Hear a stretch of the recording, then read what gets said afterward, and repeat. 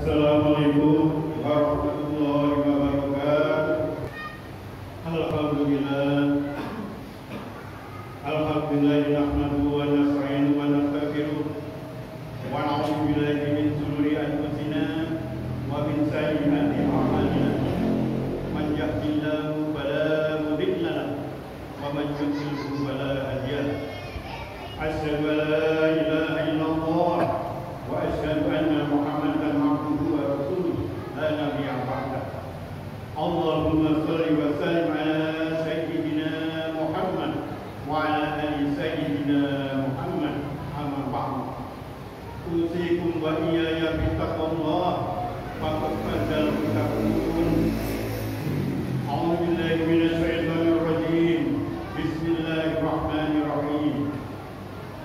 Ya ayyuhalladzina amanu taqullaha haqqa tuqatih wa la tamutunna illa wa antum muslimun. Bismillahirrahmanirrahim.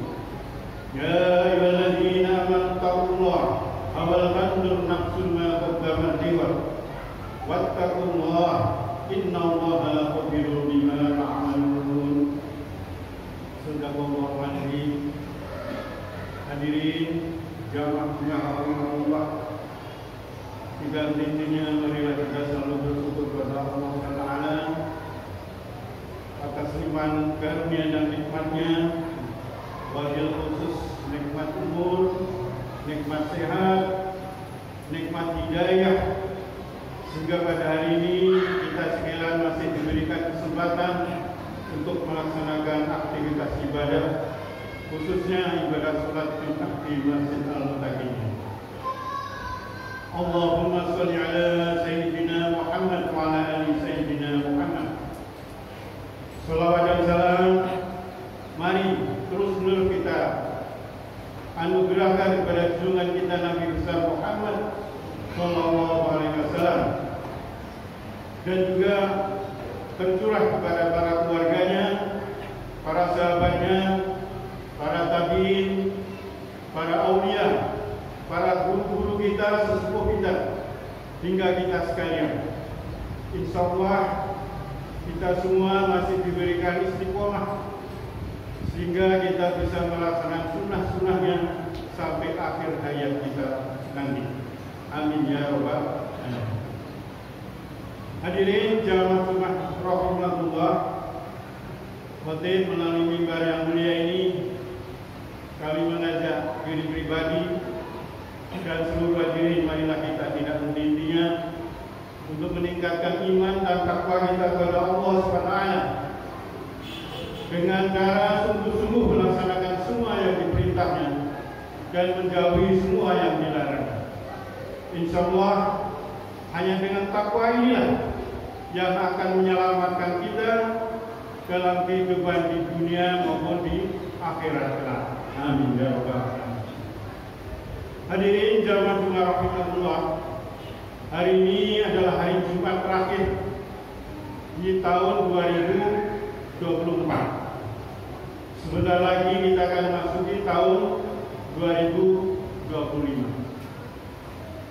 Hampir semua kantor-kantor, instansi, perusahaan-perusahaan setiap akhir tahun selalu melakukan audit kinerja.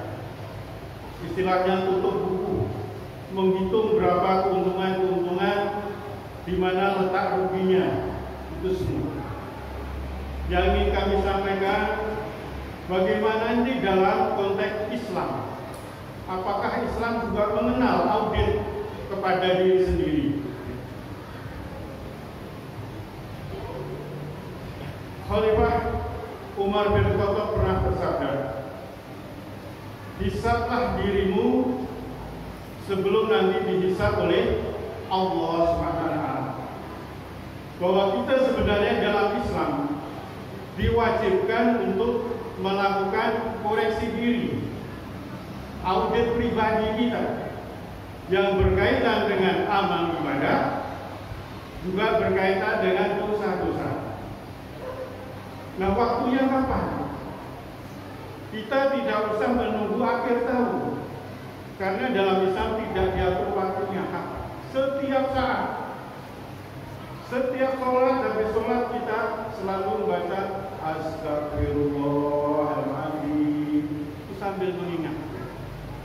Apakah semua amal ibadah kita nanti diterima? Kita tidak tahu. Dan sejauh mana dosa-dosa yang sudah kita lakukan? Ada yang kita sadari, ada yang tidak kita sadari. Imam Al-Ghazali dalam kitab Ihya Ulumuddin memberikan tuntunan bahwa menghisab diri itu disebut dengan istilah muhasabah.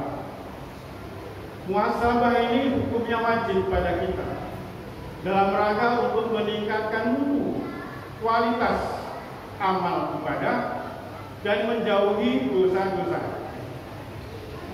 Sehingga di dalam Al-Quran, bagaimana tadi sudah saya bacakan di depan, A'udzubillahi minasyaitonir rajim, ini dalam surat Al-Hasr 59. Ya ayyuhalladzina amanu taqullaha wal tanzur nafsum ma qaddamat lighad wattaqullaha innallaha khabirum bima ta'malun. Hai sekalian manusia yang beriman, bertakwalah kepada Allah dan hendaklah setiap orang memperhatikan apa yang telah diperbuatnya. Dan hendaklah manusia memperhatikan apa yang telah diperbuatnya untuk hari esok. Bertakwalah kepada Allah, sesungguhnya Allah Maha Tahu, Maha Teliti terhadap apa yang kamu kerjakan. Bersumber dari ayat ini bahwa kita setiap melakukan tindakan dalam konteks apapun harus dihitung akibatnya. Akibat bukan hanya untuk di dunia, tapi juga akibat di akhirat. Inilah dasar untuk muhasabah. Kemudian dalam hadis Rasulullah dari Sa'ad bin Aus radhiyallahu anhu, Rasulullah SAW bersabda, orang yang cerdas atau sukses adalah orang yang menghisab, artinya mengevaluasi dirinya sendiri serta beramal untuk kehidupan sesudah kematian. Sedangkan orang yang lemah adalah orang yang mengikuti hawa nafsunya serta berangan-angan terhadap Allah Subhanahu wa Ta'ala. Inilah dasar dalil dalam kita melakukan muhasabah.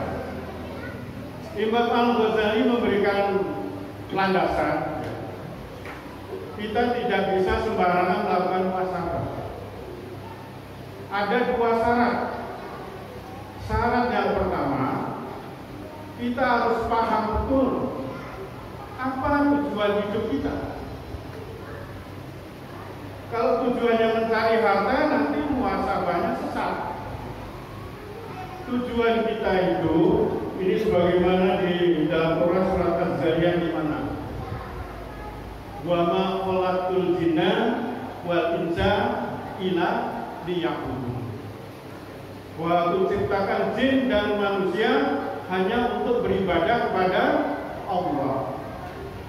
Sehingga dalam konteks muhasabah ini, mengevaluasi diri ini, kita juga diukur sejauh mana ibadah kita. Karena ini tujuan hidup. Kalau tujuannya nanti mencari harta, tidak akan ketemu. Jadi harus disamakan dulu. Kita harus kembali pada dalilnya. Kemudian kalau sudah tahu tujuan hidupnya, apa tujuan ibadah? Tujuan kita ini apa untuk ibadah ini? Itu banyak tertuang dalam Al-Quran, dan lain yang kami angkat ini di surat Fat ayat 29. A'udzubillahi minasyaitonir rajim. Bismillahirrahmanirrahim. Tarahum ruk'an sujjadan yabtaghuna fadlan minallahi wa ridwana. Bahwa kita tujuan ibadah kita ini hanya untuk mencari fadlan, itu karunia, pemberian. Tidak boleh kita minta macam-macam. Mau kita minta satu kodim, kalau cuma dikasih satu, ya itu kan jatah kita. Itulah karunia. Itu yang kita minta, hanya mengharapkan karunia. Waridwana itu ridhonya, ridho Allah. Jadi tujuan ibadah kita itu hanya itu. Kalau kita sudah memahami tujuan hidup dan tujuan ibadah, insya Allah kita bisa melakukan muhasabah dengan baik. Apa langkahnya? Muhasabah yang pertama adalah melakukan evaluasi terhadap ibadah kita, ya terutama sholat. Kita lihat sholat kita ini seperti apa. Kita sendiri yang tahu. Apakah sudah sesuai tuntunan? Apakah kita sudah melaksanakan sholat berjamaah di masjid? Karena dalam Al-Baqarah itu sudah jelas sekali. Aqimis sholat wa atuz zakat warka'u ma'a rakiin. Sholatlah, bayar zakat, dan rukuklah bersama orang-orang yang rukuk. Ini dalil dasar hukum supaya kita di sholat berjamaah di masjid. Apakah sudah seperti itu?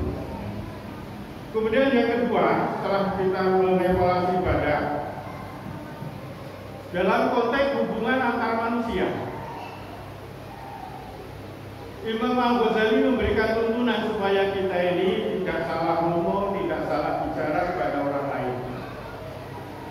Dalam konteks memperbaiki hubungan antar manusia, beliau berikan dua tuntunan. Ingat kebaikan orang, lupakan kebaikan kita pada orang lain. Jangan dibalik. Jangan dibalik. Karena dalam kehidupan sehari-hari sering dibalik. Dia itu kalau bukan saya, entah jadi apa dia. Ini kebalik. Nggak akan bisa melakukan muhasabah orang seperti ini. Justru yang harus diingat itu kebaikan orang. Dan lupakan kebaikan kita pada orang lain. Kemudian yang kedua, ingat kejelekan kita, lupakan kejelekan orang lain. Insya Allah dengan rumus dari Imam Al-Ghazali ini, kita bisa berhubungan dalam orang lain dengan yang sebaik-baiknya. Kemudian yang berikutnya, setelah kita memperbaiki hubungan antar manusia, memperbaiki ibadah kita, jangan lupa kita menjaga kesucian diri. Yang pertama yang harus dijaga itu dalam surat Al-Baqarah dinyatakan kullu bima bil ardi halalan thayyiban. Makanlah sebagian rezeki yang ada di dunia ini yang halal lagi thayyib. Jadi walaupun halal, kalau tidak memberikan kebaikan pada badan, jangan dimakan. Jangan dimakan. Itu termasuk tidak mematuhi perintah Allah. Itu yang disebut dengan menjaga kesucian badan. Kemudian menjaga kesucian jiwa. Itu dalilnya di surat As-Sam. Qad aflaha man zakkaha. Beruntunglah orang-orang yang menjaga kesucian jiwa. Jauhkan diri kita dari iri, dengki, dendam, sakit hati, buang semua. Kita harus jadi pemaaf supaya kita termasuk orang-orang yang menjaga kesucian jiwa. Yang terakhir, jangan bosan-bosan ikut majelis supaya ilmu kita terus bertambah. Marilah kita memohon kepada Allah, ya Allah, ya Rabbi, ya mudahkanlah semua urusan kita, urusan dunia maupun urusan akhirat, dan semoga kita semua diwafatkan dalam keadaan husnul khotimah. Barakallahu li wa lakum bil Qur'an